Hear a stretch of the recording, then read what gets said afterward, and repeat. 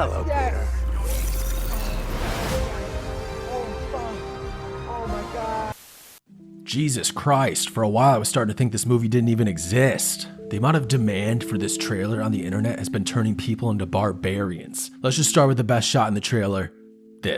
That's the best shot in the trailer. So we got villain number 1. You cannot understand the feeling of being a child and running out of a movie theater in 2004 while Nickelback is blaring in the background after just seeing Doc Ock sacrifice his life to save Spider-Man 2.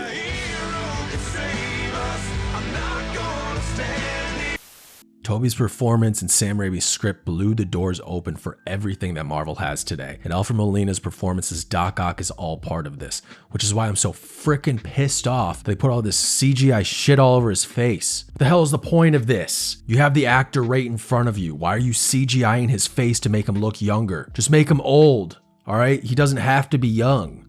God damn it, Disney. It's not like the Mandalorian episode where Luke had to be young. You don't have to make Doc Ock younger. You just make up an excuse for why he's old. You know, like the excuse could be that he ages, right? I feel like that could be something that people understand. Sometimes people get older and you don't have to CGI their fucking face every goddamn time you put someone in a movie. It's like, I feel like Disney is like, oh, audiences won't recognize him because the last time they saw him, he was young. So we have to CGI his face so they understand. No, just fucking make him look like a normal goddamn actor. All right, what the hell is the point of this? I just really don't agree with bringing these classic Spider-Man movie actors back and then CGI in their face to try to make it look like something it's not. They better not fucking de-age Tobey Maguire, I swear to God. I want to see these actors grown up, not with CGI shit all over them. All right, ran over. Villain number 1. Oh, and also, there is no way he's talking to Tom Holland in this shot. He wouldn't even know who Tom Holland is. This sounds so personal. Hello, Peter.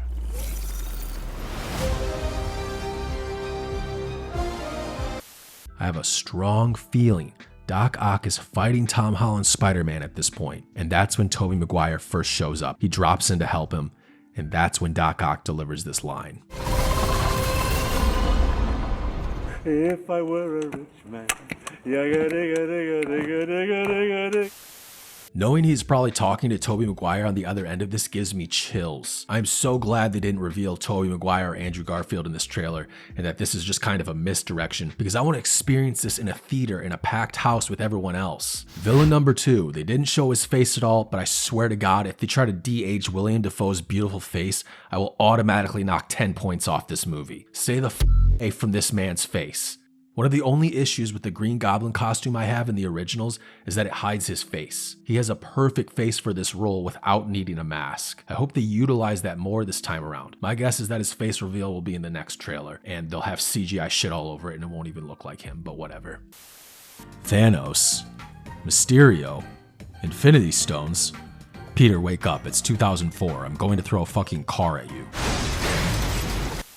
I hope they continue introducing the villains in every trailer and only have Tom Holland's Spider-Man in every trailer. I mean, we all know Tobey Maguire and Andrew Garfield are probably in this movie, but still, it would be so much cooler for the big reveal to actually happen in the movie theaters and not a trailer.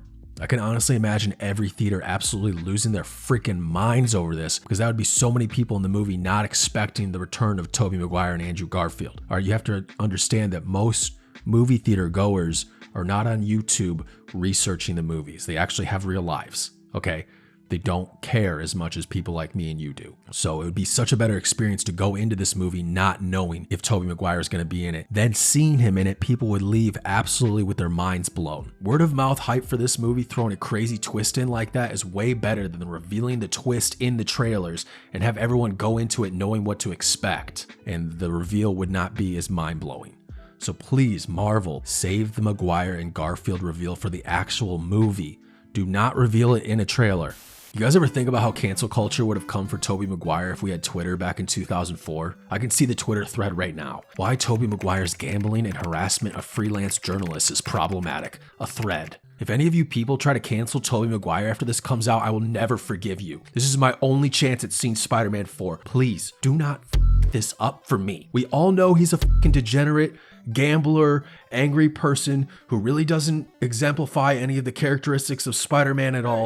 You can't see the cars. Get the fuck out of the way! I can't see! There are cars there, motherfucker! Get out of the way! But That was the fucking 2000s, all right?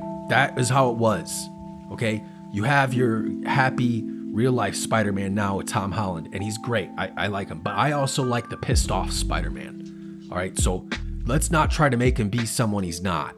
All right, villain number 3. Who the hell is this guy? He's like lashing out to grab Peter and some magical shit looks like it stops him. Most likely Doctor Strange is helping Peter not get whacked at this moment. Now, when I saw this, I wanted to believe that it was Venom, but I knew it definitely probably wasn't. Most likely, villain number 3 looks like the lizard dude from The Amazing Spider-Man with Andrew Garfield. Tom Hardy there's no way he's in this movie. If Tom Hardy was in this movie, I would start to be really worried because that would just be a cluster.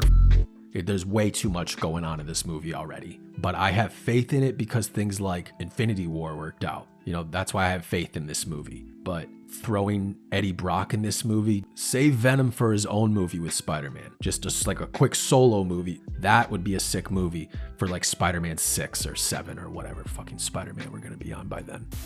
Villain number 4, you see this yellow lightning? This is most likely Jamie Foxx's Electro, and I'm glad that they are making his lightning more comic book accurate. Which brings us to villain number 5. Remember in Spider-Man 3, we found out Sandman really wasn't a bad guy. He just made a bunch of mistakes and did what he had to do to help his daughter. At the end of the movie, Sandman reveals that his shooting of Uncle Ben was accidental and it still haunts him. This whole movie was Spider-Man on the path for revenge. But in this moment, he understands that forgiveness is the only way to end this. And it's actually a great moment in an otherwise not very good movie. I forgive you. So I really hope they can incorporate that into this movie. It would be a shame to see Marco go back to just being a normal bad guy in a dumbass shirt. Please update this shirt. Do not update Tobey Maguire's Spider-Man costume or Andrew Garfield's costume in any way. Both are perfect. I do not care that it's from 2001. All right, it's iconic. It needs to be the same exact suit so we can fully appreciate the return of the original Spider-Man. So it's called the Sinister Six, not the Sinister Five, so who is the 6th villain? My guess is the last villain has to be someone from Tom Holland's universe, so we're either going to see Vulture or the return of Mysterio. My guess is Vulture because I think Michael Keaton already even let it slip. So that most likely is your Sinister Six right there. They officially revealed one villain, they hinted at 4 others, and the last one is a pretty educated guess.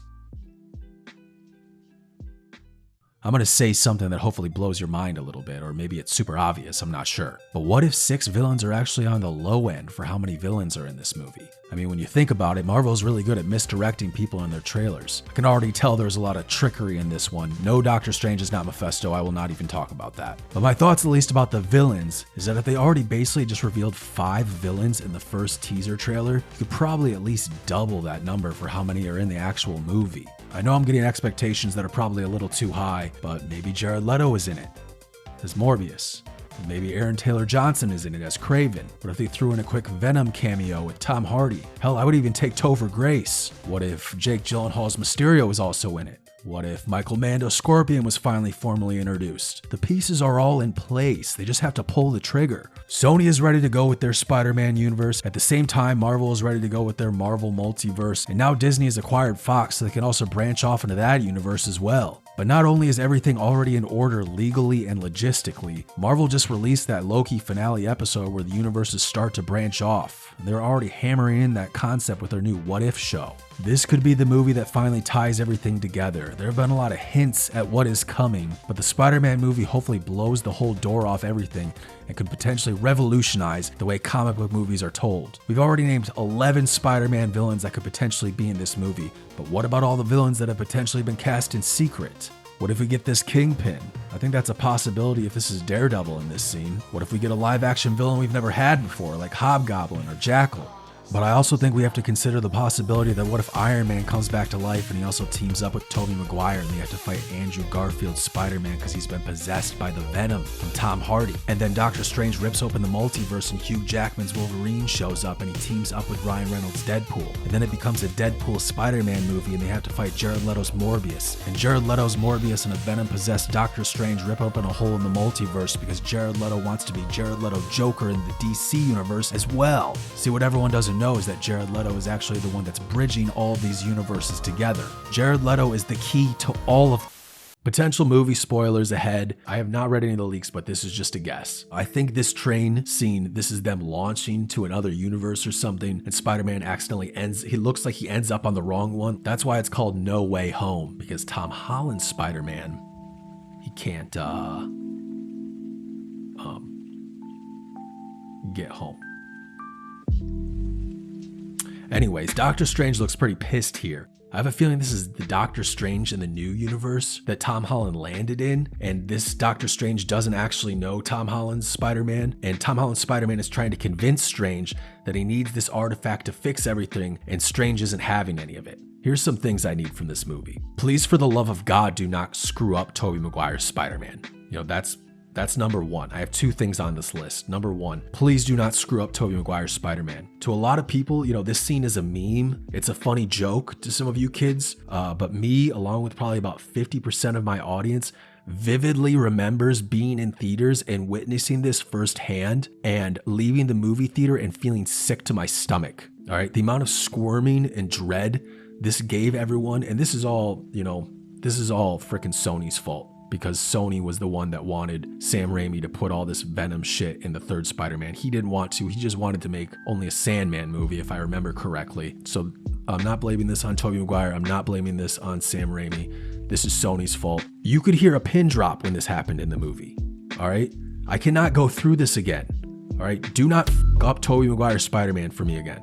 Hopefully Tobey Maguire and Andrew Garfield have big parts in this movie. It would really suck to see one of them featured more over the other one, so I hope they find a good balance for it. And last but not least, the only other thing that I want for this movie, please end this movie on a cliffhanger. All right, I feel like this story is so big. It's got so many iconic villains and heroes. I really hope that this whole Spider-Verse thing does not begin and end in one movie. It's just too big of a concept. If we could crank out 2 movies with 3 Spider-Man in it, that'll really open the doors for 18 more Spider-Man movies, which is what we need right now, because the Taliban are back, the pandemic is back in full swing, but I promise you, comic book nerds don't give a fuck about any of that, just as long as we have 3 Spider-Mans, 6 Batmans, and 7 Jokers.